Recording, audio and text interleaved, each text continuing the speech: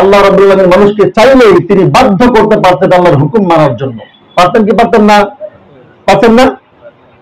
ওয়ালাউ শাআল্লাহু লাহাদাকুম আজমাইন, আল্লাহ তাআলা বলতেছেন আমি চাইলেই মানুষদেরকে আমার হুকুম মানার জন্য বাধ্য করতে পারতাম।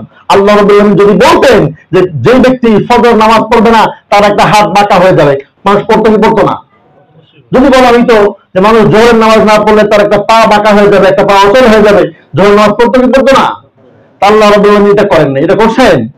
এটা করেন নাই। আল্লাহ তাআলা মানুষদেরকে সম্মানিত জাতি বলে সৃষ্টি করেছেন। আল্লাহ তাআলা বলে দিয়েছেন ওয়ালাকাদ কাররামনা বানি আদম, আমি মানুষকে সম্মানিত জাতি হিসেবে সৃষ্টি করেছি।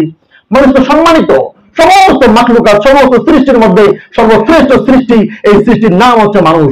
এই সৃষ্টির নাম কি? আল্লাহ তাআলা মানুষদেরকে বিবেক দিয়েছেন। কি দিয়েছেন? আকল দিয়েছেন। মানুষদেরকে ভালো কাজ করার ক্ষমতা দিয়েছেন এবং মন্দ কাজ করার মতো ক্ষমতা আল্লাহ তাআলা দিয়েছেন। একজন মানুষের